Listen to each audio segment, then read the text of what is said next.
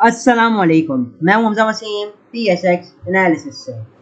अगर आज मार्केट के हाल से बात करते हैं तो आज की मार्केट 539 पॉइंट के साथ पॉजिटिव बन रही। KSE 100 इंडेक्स तकरीबन 51,482 की सतह के करीब बन रहा। जब वॉल्यूम्स को देखा जाए तो सिर्फ और सिर्फ 137 मिलियन का काम किसी 100 इंडेक्स में हुआ, जबकि किसी ऑल शेयर के अंदर 286 मिलियन का काम हुआ, जिसकी वैल्यू 11.4 अरब रुपए बनती है।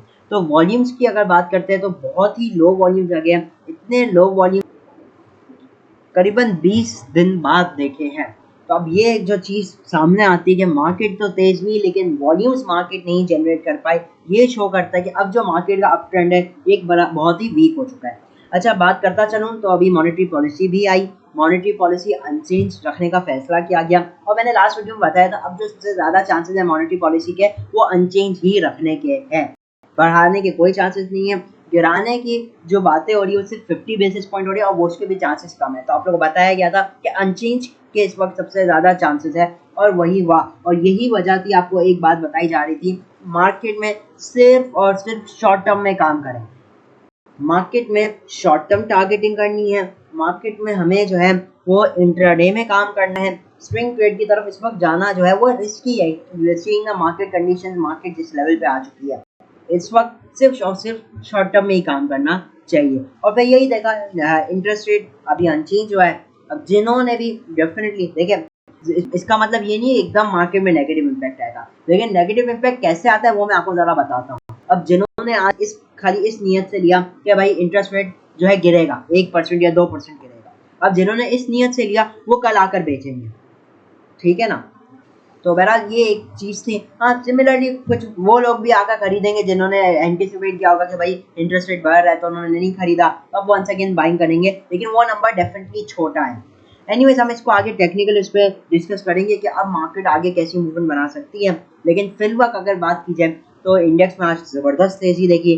टेक्निकली मार्केट की क्लोजिंग अच्छी है लेकिन वॉल्यूम जो है वो इस तेज़ी को सपोर्ट नहीं कर रहे हैं। एनीवेज, अगर मैं बात कर लेता हूँ आज के दिन के टॉप कंट्रीज और टॉप यूजर्स के हवाले से, तो आज के दिन जो टॉप कंट्रीब्यूटर रहा वो लकी सीमेंट की ज़बरदस्त अर्निंग आई। फिर हपको दाऊद हरक्यूलस हो गया, UBL, FFC, PP, Engro fertilizer है, फिर आपका हो जाता है एंग्रो कॉर्पोरेशन, OGDC, फिर TSO, MCB और आगे चंद आप देख सकते हैं। जहाँ पे डिक्लाइन साइड पे जो स्टॉक्स रहे वो HBL, आज निज़ाम बैंक, एक्सवा, फिर BOP सिस्टम, ESEL, TRG, HMB हाई नून हो जाता है। उसके अलावा bank Al Falah, Croma, national bank, money brewery और ये हो जाते हैं। तो ये हो जाता है कुछ बेसिकली आज की मार्केट के हवाले से। जब टॉप एक्टिव स्टॉक्स और टॉप यूजर्स के हवाले से बात की जाए तो आज के दिन जो टॉप एक्टिव रहा वो PRL रहा।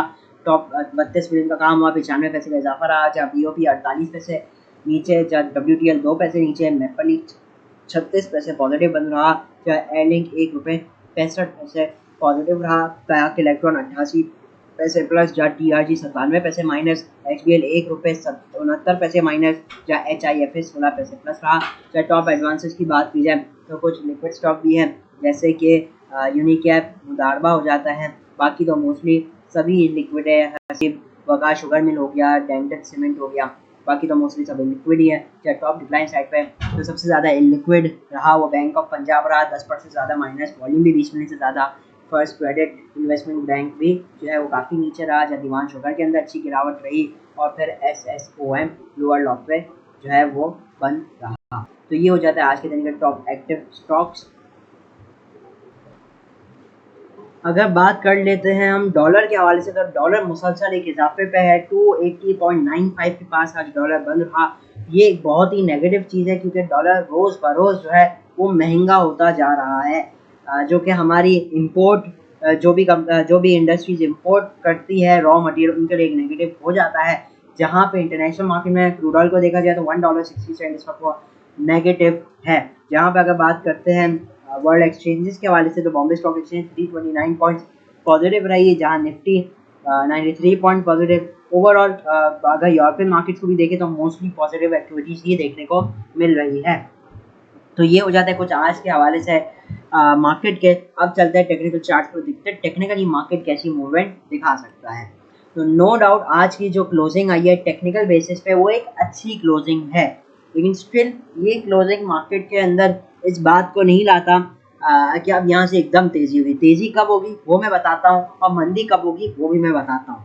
अभी जो है मार्केट की आज का जो हाई लगा उसने प्रीवियस हाई को अभी तक ब्रेक नहीं किया, जो कि बन जाता है 51,520 का। ये मार्केट ने प्रीवियस एक टॉप रख दिया है और अभी तक मार्केट ने इस टॉप को ब्रेक नहीं किया।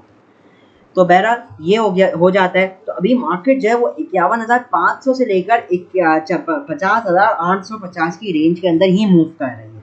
इसी के अंदर हमें मूवमेंट देखने को मिल रही है। और आप लोगों को क्या बताया जा रहा है मुसलसल, आप लोगों को यही बताया जा रहा है कि अभी मार्केट के अंदर शॉर्ट टर्म में टारगेट करे, तेजी करनी है शॉर्ट टर्म में करे, ठीक है ना। स्विंग ट्रेड में इस वक्त पोजीशन बनाना एक रिस्की है, क्योंकि मार्केट ऑलरेडी बहुत ज्यादा तेजी कर चुकी है और ये जो तेजी मार्केट करी है इसके अगेंस्ट मार्केट ने कोई गिरावट नहीं की, ठीक है ना।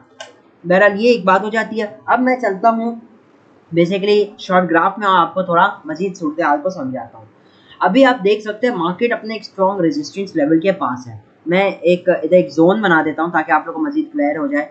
ये लेवल मार्केट का एक स्ट्रॉन्ग रेजिस्टेंस लेवल बन जाता है। इसी लेवल के पास इस वक्त मार्केट ट्रेड कर रही है।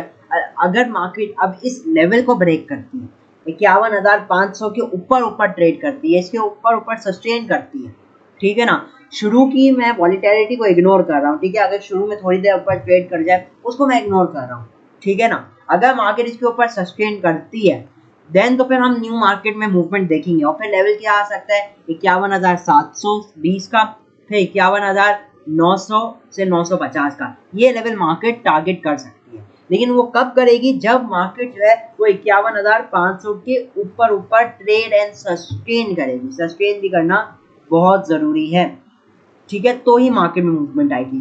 वरना जो है मार्केट का ये रेजिस्टेंस लेवल है, डाउन साइड पे जो मार्केट पास सपोर्ट लेवल मौजूद है वो है 51,250 से 220 का लेवल।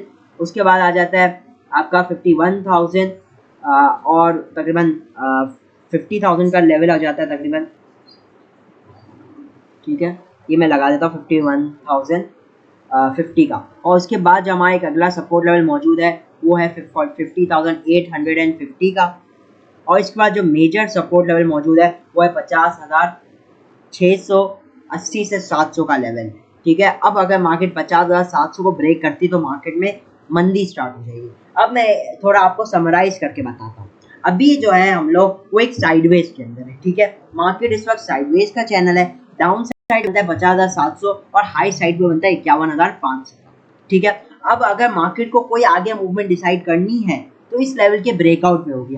अगर मार्केट नीचे की तरफ ब्रेकआउट देती है देन तो फिर हमें मार्केट के अंदर करेक्शन आता हुआ देखेंगे, ठीक है ना। और अगर मार्केट हाई साइड पे ब्रेक करती है फिर तो हम वंस अगेन जो है बुलिशनेस एक्टिविटीज एक्सपेक्ट कर सकते हैं। स्ट्रेटेजी क्या रहेगी, स्ट्रेटेजी ये रहेगी कि हमें मार्केट में इस वक्त सिर्फ और सिर्फ शॉर्ट टर्म में देखना है, बाइंग के लिए, लॉन्ग पोजीशंस के लिए।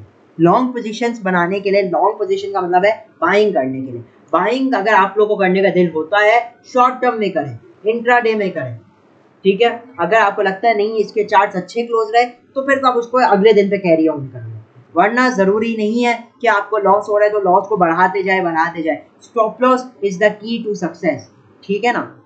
मार्केट, मैंने एक बात पहले भी कही थी, मार्केट एक हाईली ओवरबॉट जोन के अंदर है। आरएसआई में आपको वंस अगेन लगाकर अगर दिखा देता हूँ तो वो बियरिश डाइवर्जेंस शो कर रहा है। आप ये देख सकते हैं मुसलसल बियरिश डाइवर्जेंस। जब मार्केट ने पहला टॉप रखा था 51,419 का, उस वक्त आरएसआई 82 पे था। फिर मार्केट ने जब सेकंड टॉप रखा उस वक्त आरएसआई जो था 69 पे आ गया, मतलब 80 से जो ऊपर था वो 69 पे आ गया। ऑल्दो मार्केट ने हाई लगाया लेकिन जो आरएसआई ने लो लगाया, मतलब प्रीवियस हाई को ब्रेक नहीं किया। फिर आज मार्केट वंस अगेन है, अब 69 की जगह आरएसआई 64 पे है। ये शो करता है बियरिश डाइवर्जेंस। और इस जो बियरिश डाइवर्जेंस की जो कंफर्मेशन है वो 50,700 के ब्रेकआउट पे आपको दिख जाएगी। मार्केट अगर 50,700 को ब्रेक करेगी तो 500, 1000 या 1500 पॉइंट की मंदी आ सकती है, ठीक है। तो आप 50,700 को as a swing traders, medium term traders इसको एज अ स्टॉप लॉस की तरह भी ट्रेड कर सकते हैं। इस लेवल के नीचे मंदी है, इस लेवल के ऊपर मार्केट साइडवेज है, ठीक है ना। 50,700 को ब्रेक करेगी तो मंदी, इसके ऊपर है तो मार्केट साइडवेज रहेगी। तेजी 51,500 के ऊपर सस्टेन करने पे होगी, उसको सस्टेन करेगी तो तेजी होगी, ठीक है ना। तो होपफुली मार्केट का तो जो व्यू है वो क्लियर हो गया होगा। ट्रेडिंग कैसे करनी है, इस वक्त कैसे मार्केट में काम करना है, वो स्ट्रेटेजी मैंने आप लोगों को बता दी। सेकेंड चीज़, डॉलर बढ़ रहा है, डॉलर ये एक कंसर्निंग चीज़ है और उन कंपनीज के लिए फ़ायदेमंद है जो कि बेसिकली ज़्यादा जो है वो एक्सपोर्ट करती है। उन कंपनीज के लिए ये डेफिनेटली एक पॉजिटिव इम्पैक्ट लाएगा। लेकिन उसी तरीके से किन के लिए नेगेटिव है, जो इम्पोर्ट बेस्ड है, रॉ मटेरियल इम्पोर्ट करती है, उनका जो एक्सचेंज गेन है वो बढ़ जाएगा, उनको लॉस होगा बेसिकली ज़्यादा। उसके अलावा आईएमएफ भी आने वाला है, तो उस हवाले से भी आइज रहनी चाहिए, क्या आईएमएफ हमें टफ टाइम देता है कि नहीं देता, ये सेकंड इम्पॉर्टेंट चीज़। थर्ड इम्पॉर्टेंट चीज़ हो जाती है पेट्रोल प्राइसेस। पेट्रोल प्राइसेस जो है वो गालिबन 31 अक्टूबर है, तो कल रात को प्रॉबेबली अनाउंस होगी, तो ये मैटर करता है पेट्रोल रेट्स कहाँ जाने वाले हैं। अगरचे पेट्रोल का जो रेट है वो गिर जाता है देन तो फिर ये पॉजिटिव होगा, ठीक है। वैसे एक्सपेक्टेशंस है या तो अनचेंज होगा या 2-4 रुपए प्लस हो सकता है, ये एक्सपेक्टेशन लगाई जा रही है। ये टोटली डिपेंड करता है डॉलर पे और आपकी क्रूड ऑयल पे, कल कहाँ डॉलर बंद होता है और क्रूड ऑयल कहाँ पे बंद होता है। अगर क्रूड ऑयल नीचे आ जाता है देन तो फिर हम अनचेंज या तो थोड़ी गिरावट एक्सपेक्ट कर सकते हैं। तो क्योंकि मैंने बताया हुआ है पहले भी, पेट्रोल का एक डायरेक्ट रिलेशन होता है आपकी इन्फ्लेशन के साथ, पेट्रोल बढ़ते तो इन्फ्लेशन भी बढ़ जाता है। तो पेट्रोल प्राइसेस, आईएमएफ और डॉलर, ये तीन मेजर चीज़ें हैं इस वक्त जो as an investor, as a trader आपको फोकस में रखना चाहिए। फिर फोर्थ जो मेन चीज़ आ जाती है वो है पॉलिटिकल वाइज, इलेक्शंस का क्या होता है। अब क्या हम इलेक्शंस की तरफ मूव कर रहे हैं, पॉलिटिकली वाइज आ रही है, पॉइंट्स है as a trader, as an investor आपको इसके ऊपर फोकस करना चाहिए।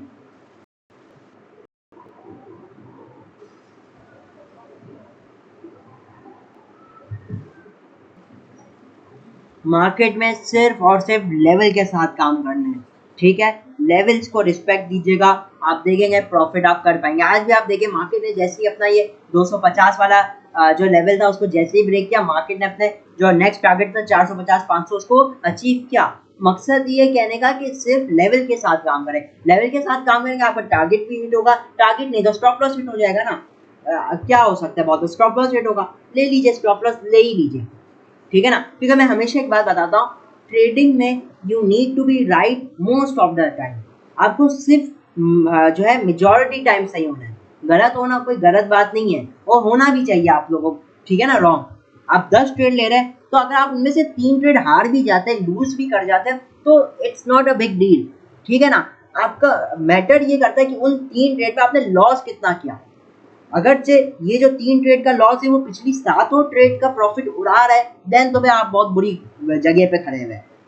लेकिन अगर ये 3 ट्रेड का लॉस 1 या 2 प्रॉफिट्स को खाली काट रहे हैं then you are in a very good position, क्योंकि जो 5 या 6 प्रॉफिट्स बचेंगे वो आपका प्योर प्रॉफिट होगा।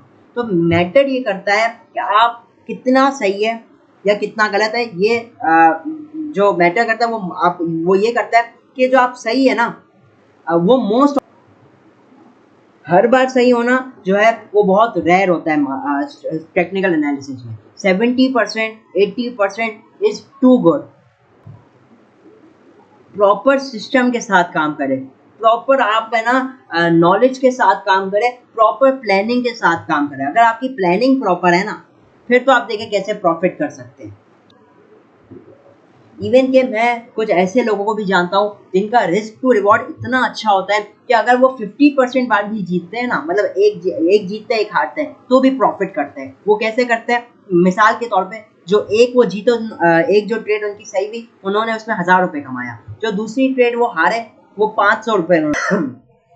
बजाय तो 2 ट्रेड में से आप एक ट्रेड जीते लेकिन आपने प्रॉफिट कमाया है। एट द एंड जो है आपका जो नेट अमाउंट रहा है वो प्रॉफिट में रहा है, तो ये चीज़ मैटर करती है। अच्छा, कुछ लोग ऐसे भी होते हैं जो है ना 10 ट्रेड में से 9 ट्रेड प्रॉफिट करते हैं, सब में 1000 रुपये कमाया, 9000 आपने कमा लिया। अब जो एक ट्रेड आपने लूज की ना उसमें आपने 10,000 का नुकसान किया, तो क्या फ़ायदा ऐसा।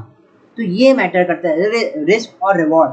तो मैं इसलिए कहता हूँ अगर आपको ट्रेडिंग करनी है, प्रॉपर ट्रेडिंग को एज ए करियर बनाना है, फिर तो आपको जो है वो प्लानिंग की बहुत ज़रूरत होगी। प्रॉपर जर्नल बनाए, उसमें सब कुछ लिखे, अपना पूरा प्रॉपर प्लानिंग करें।